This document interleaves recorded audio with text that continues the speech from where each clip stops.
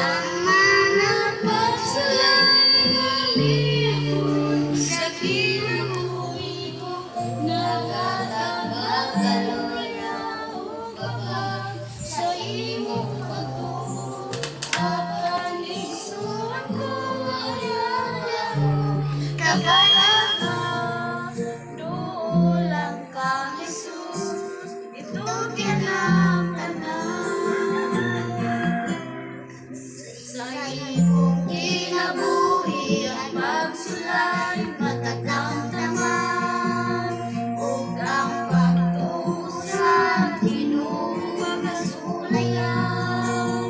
Igsuon ko ayaw kabalaga, kay mabalik siya ug ipaluwason niya ang mga pagsulay nga miamon sa kinabuhi mo. Nagkatapagaloya o kabang sa imong pagtuo. Apan igsuon ko ayaw among kabalaga, duulang kang Jesus, duulang kang Jesus, itugyan ang Tanan.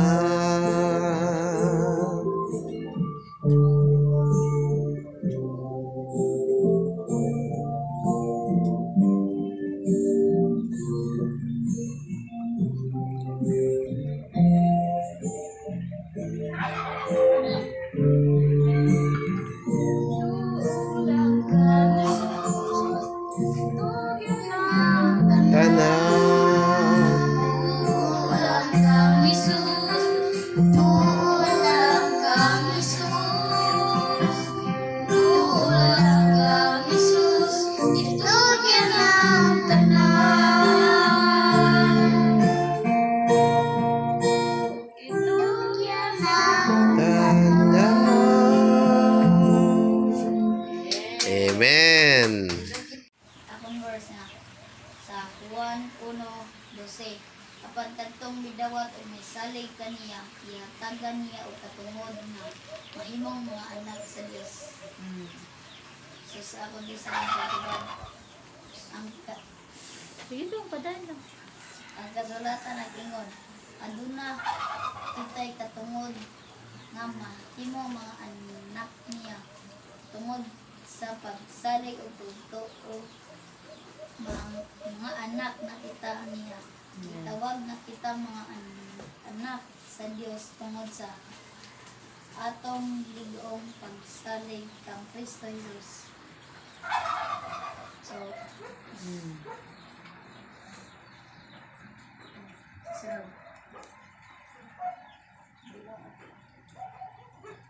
isa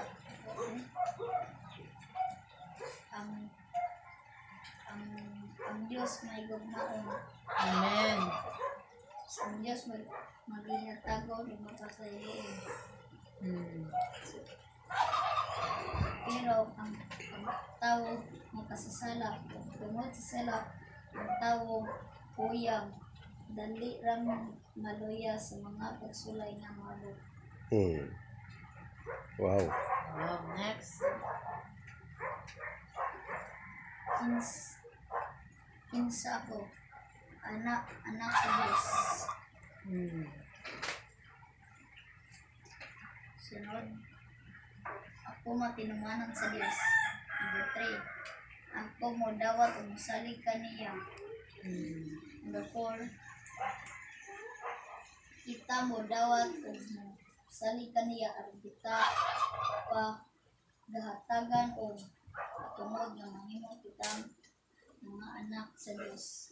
Amen. Yay! Good start, good start. God be the glory. Amen. Ikaw na, Junior. Hindi mo pa ka, Junior? Si Kuya. Kuya na lang. Kaduhan ng wali ni Kuya. Amiling ibu yang sa cross.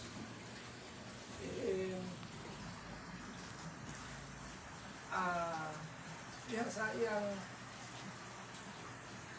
at pagkamatay niya sa cross, ito'y ebidensya nga diin ang ipalit na kita diha ng ebidensya kini nga diin ang tao nga na ng Kristo Jesus sigurado na ang iyang kinabuhi kay ang Kristo na mo'y nagpakamatay diha sa cross. Amen. Diin ang iyang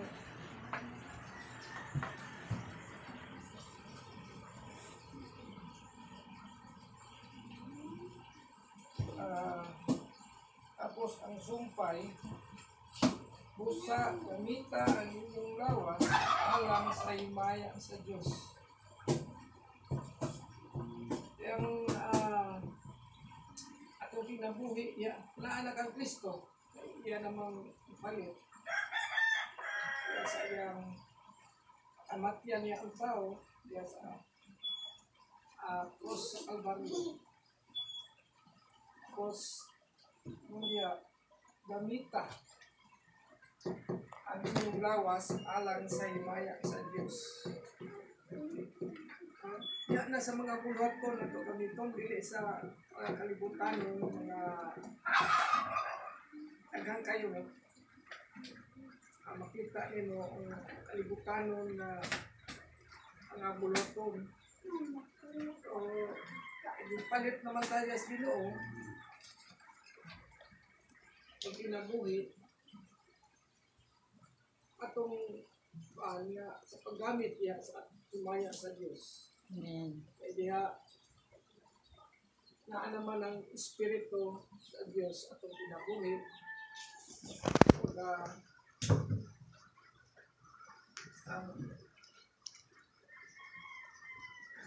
kinabuhi sa Kristohanon makita sa iyang bunga.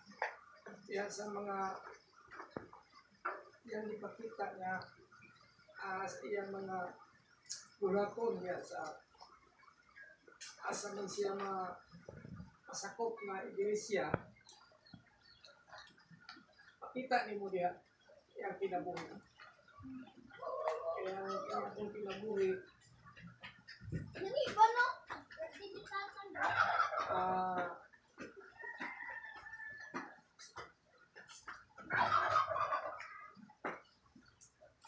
utos Ginoo nga paggamit ta diya sa pagpangalagad. Utos Ginoo nga mahimaya ang Diyos atong kinabuhi. Sa tagsa nato may talent. Nanghuliad. Good morning. Good morning, sa. Good morning. My name is Jonel Ezra. Today's scripture is open sa Bible, 1 Corinthians. I-English na tanan na kay malibog mi. 1 Corinthians 3:9. For we are co-workers in God's service. You are God's field and God's building. So, pag-Bisaya sa 1 Corinthians 3:9. Basaha dong. Sa nalibog ko sa tugatid. 1 Corinthians. First Corinthians. 1 Corinthians. Basa 1 Corinthians 3:9. 3:9. So, basa. Kay sa Diyos kami isig ka magbubuhat kung kamo o ang mas Diyos kamo mausab ang balay sa Diyos. Amen. Amen. So, unsa man ang meaning kini? So, this means we are the ones supporting God's work. That we are to flourish or provide foundation of the world as God's people, as we believe in the Lord our God, as much as we believe in Christ Jesus. So, balik ta sa scripture, 1 Corinthians 3:9. For we are co-workers in God's service, we are God's field and God's building. At first, what do we know about God in the scripture? We know that God works in service to put light in people through us believers. Mga kinasulatan. So kita, unsa man ang katauhan. Kita ang workers sa work of God. Kita po ang foundation as God's field and God's building. So kita ang work sa Ginoo. Now, first is, for example, who am I? I'm God's work, supporting God's work.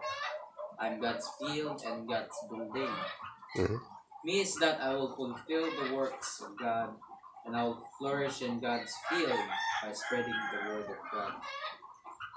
Kanya kita, we will, when we listen to God's work, we will fulfill the works of God.